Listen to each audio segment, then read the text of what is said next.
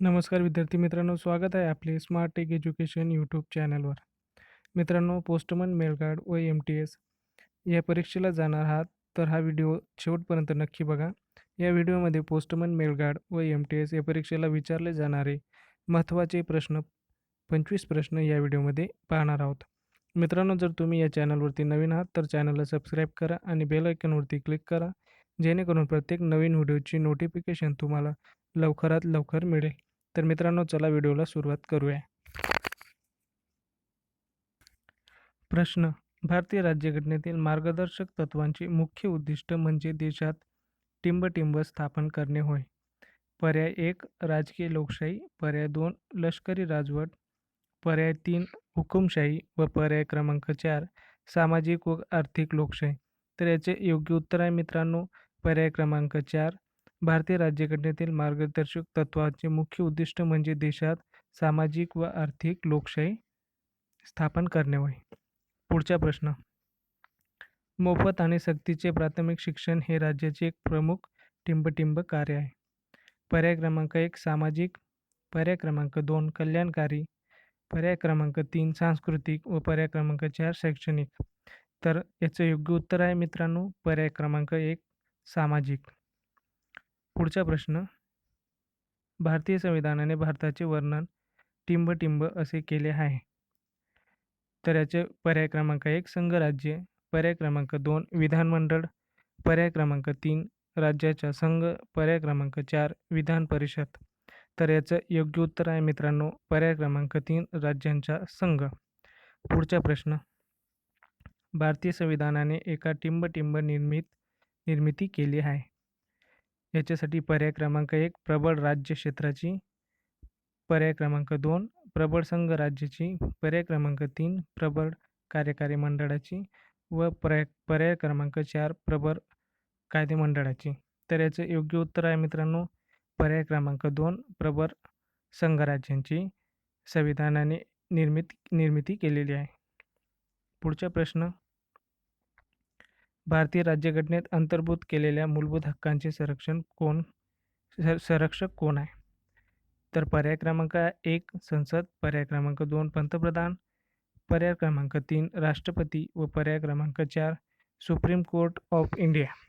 तर याचं योग्य उत्तर आहे मित्रांनो, पर्याय क्रमांक 4 सुप्रीम कोर्ट ऑफ इंडिया हे राज्यघटनेत अंतर्भूत केलेल्या मूलभूत हक्कांचे संरक्षक आहेत. पुढचा प्रश्न: भारतातील संसदीय व्यवस्थेचा टिंब-टिंब हा केंद्रबिंदू आहे. पर्याय क्रमांक 1 मुख्यमंत्री, पर्याय क्रमांक 2 महाधिवक्ता, पर्याय क्रमांक 3 पंतप्रधान व पर्याय क्रमांक 4 महान्यायवादी. तर याचं योग्य उत्तर आहे पर्याय क्रमांक 3 पंतप्रधान हे भारतातील संसदीय व्यवस्थेचा केंद्रबिंदू आहे. पुढचा प्रश्न: भारतीय राज्यघटनेतील कलम 370 अन्वये कोणत्या राज्याला विशेष दर्जा देण्यात आला होता?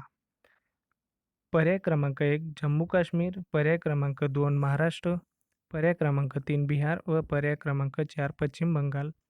तर याचं योग्य उत्तर आहे मित्रांनो, पर्याय क्रमांक 1 जम्मू काश्मीर. पुढचा प्रश्न: भारतीय संविधानाचे प्रमुख उद्दिष्ट कोणते? तर पर्याय क्रमांक 1 लोकशाही तत्त्वांवर आधारित कायद्याचे राज्य, पर्याय क्रमांक 2 सामाजिक न्याय, पर्याय क्रमांक 3 प्रबळ घटक राज्य, पर्याय क्रमांक 4 धार्मिक राज्य. तर याचे योग्य उत्तर आहे पर्याय क्रमांक 1 लोकशाही तत्त्वांवर आधारित कायद्याचे राज्य. पुढचा प्रश्न: कोलकाता उच्च न्यायालयाचे अधिकार क्षेत्र टिंब-टिंब या संघ राज्य क्षेत्रात विस्तारित केलेले आहे. पर्याय क्रमांक 1 दिल्ली, पर्याय क्रमांक 2 अंदमान निकोबार बेटे, पर्याय क्रमांक 3 पुद्दुचेरी, पर्याय क्रमांक 4 दीव व दमण. तर याचे योग्य उत्तर आहे मित्रांनो, पर्याय क्रमांक 2 अंदमान निकोबार बेटे. पुढचा प्रश्न: मुंबई उच्च न्यायालयाची टिंब-टिंब खंडपीठे आहेत. पर्याय दिलेले आहेत. पर्याय क्रमांक 1 2 खंडपीठे, पर्याय क्रमांक 2 3 खंडपीठे, पर्याय क्रमांक 3 4 खंडपीठे व पर्याय क्रमांक 4 1 खंडपीठ. तर याचे योग्य उत्तर आहे मित्रांनो, पर्याय क्रमांक 2 मुंबई उच्च न्यायालयाची 3 खंडपीठे आहेत. पुढचा प्रश्न: राज्याच्या आकस्मिक निधी टिंबटिंबच्या अखत्यारीत असतो? पर्याय क्रमांक 1 राज्यपाल, पर्याय क्रमांक 2 मुख्यमंत्री, पर्याय क्रमांक 3 मंत्रिपरिषद व पर्याय क्रमांक 4 राज्य विधानमंडळ. तर याचे योग्य उत्तर आहे मित्रांनो पर्याय क्रमांक 1 राज्यपाल. पुढचा प्रश्न. महाराष्ट्राच्या उच्च न्यायालयात एका मुख्य न्यायाधीशाव्यतिरिक्त अन्य किती न्यायाधीश आहेत? पर्याय क्रमांक 1 65, पर्याय क्रमांक 2 58, पर्याय क्रमांक 3 61 व पर्याय क्रमांक 4 60. तर याचे योग्य उत्तर आहे मित्रांनो पर्याय क्रमांक 60. महाराष्ट्राच्या उच्च न्यायालयात एक मुख्य न्यायाधीशाव्यतिरिक्त अन्य 60 न्यायाधीश असतात. पुढचा प्रश्न.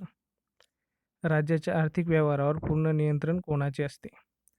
पर्याय क्रमांक 1 विधिमंडळाचे, पर्याय क्रमांक 2 विधानसभेचे व पर्याय क्रमांक 3 विधान परिषदेचे व पर्याय क्रमांक 4 संसदेचे.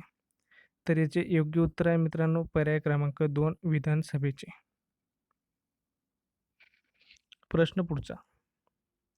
दुहेरी शासन संस्था असलेल्या पद्धतीला काय म्हटले जाते? पर्याय क्रमांक 1 संघराज्य, पर्याय क्रमांक 2 एकात्मक, पर्याय क्रमांक 3 घटनात्मक व पर्याय क्रमांक 4 द्विदल. तर याचं योग्य उत्तर आहे पर्याय क्रमांक 1 संघराज्य. पुढचा प्रश्न. बलवंतराय मेहता समितीने टिंबटिंब पंचायती राज व्यवस्थेची शिफारस केली. पर्याय क्रमांक 1 त्रिस्तरीय, पर्याय क्रमांक 2 द्विस्तरीय व पर्याय क्रमांक 3 एकस्तरीय व पर्याय क्रमांक 4 चारस्तरीय. तर बलवंतराय मेहता समितीने पर्याय क्रमांक 1 त्रिस्तरीय पंचायती राज व्यवस्थेची शिफारस केलेली आहे मित्रांनो. तर याचे योग्य उत्तर आहे पर्याय क्रमांक 1. पुढचा प्रश्न. या घटना दुरुस्तीने मतदान पात्रतेचे वय 21 वरून 18 वर्ष करण्यात आले. तर पर्याय क्रमांक 1 आहे 61वी घटना दुरुस्ती, पर्याय क्रमांक 2 42वी घटना दुरुस्ती, पर्याय क्रमांक 3 51वी घटना दुरुस्ती व पर्याय क्रमांक 4 21वी घटना दुरुस्ती. तर याचे योग्य उत्तर आहे मित्रांनो 61वी घटना दुरुस्तीच्या घटना दुरुस्तीने मतदान पात्रतेचे वय 21 वरून 18 वर्ष करण्यात आले. पुढचा प्रश्न. विधान परिषदेच्या संदर्भात कोणते विधान बरोबर आहे? पर्याय क्रमांक 1 दर 5 वर्षांनी बरखास्त होते, पर्याय क्रमांक 2 दर 2 वर्षांनी 1/3 सभासद निवृत्त होतात, पर्याय क्रमांक 3 सर्व सभासद लोकांकडून निवडले जातात, पर्याय क्रमांक 4 सर्व सभासद राज्यपालांकडून नियुक्त केले जातात. तर याचे योग्य उत्तर आहे पर्याय क्रमांक 2 दर 2 वर्षांनी 1/3 सभासद निवृत्त होतात. पुढचा प्रश्न. राज्यपाल विधान परिषदेत एकूण सदस्य संख्येच्या टिंबटिंब सदस्यांची नियुक्ती करतात.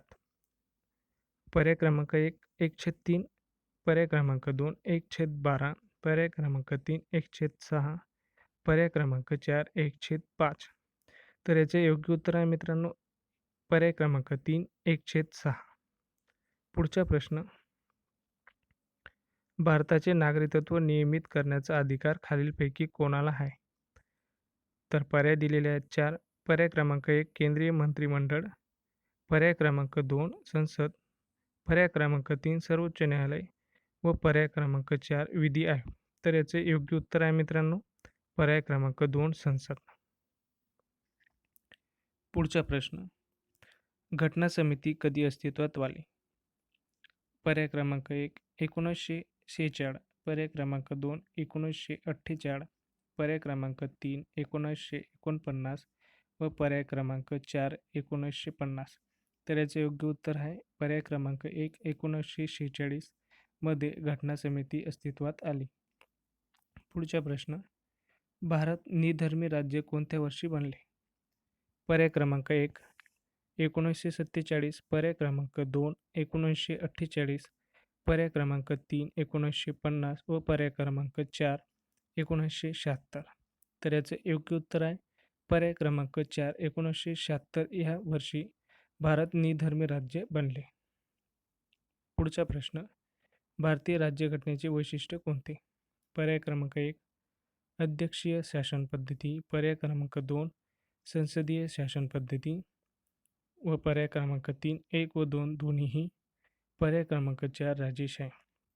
तर याचे योग्य उत्तर आहे पर्याय क्रमांक 2 संसदीय शासन पद्धती. पुढचा प्रश्न. भारतीय राज्यघटना कशी आहे? पर्याय क्रमांक 1 पूर्णतः परिदृढ. पर्याय क्रमांक 2 पूर्णतः लवचिक. पर्याय क्रमांक 3 अनुकरणीय. पर्याय क्रमांक 4 अंशतः लवचिक व परिदृढ. तर याचे योग्य उत्तर आहे भारतीय राज्यघटना ही अंशतः लवचिक व परिदृढ आहे. पर्याय क्रमांक 4. पुढचा प्रश्न. भारत हे प्रजासत्ताक आहे कारण. पर्याय क्रमांक 1 राष्ट्रपती घटनात्मक प्रमुख आहे. पर्याय क्रमांक 2 भारतात लोकनिर्वाचित राज्यपद्धती आहे. पर्याय क्रमांक 3 भारतात लोकप्रतिनिधी राष्ट्रपतीची निवड करतात. व पर्याय क्रमांक 4 वरील सर्व. तर याचे योग्य उत्तर आहे मित्रांनो पर्याय क्रमांक 4 वरील सर्व. भारत हे प्रजासत्ताक आहे कारण हे वरील तिन्ही पर्याय या ठिकाणी अस्तित्वात आहे. पुढचा प्रश्न.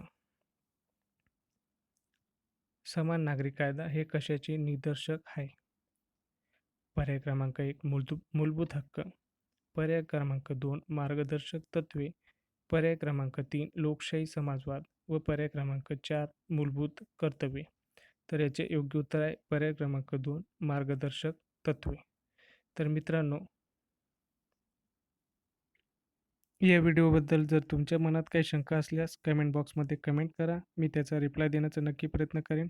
आणि तुम्ही जर स्पर्धा परीक्षेची तयारी करत असाल तर चॅनलवरती आल्याबद्दल तुमचे धन्यवाद. तसेच चॅनलला सबस्क्राईब करा व तुम्हाला तुमच्या पेपरसाठी बेस्ट ऑफ लक. भेटूया पुढच्या व्हिडिओमध्ये.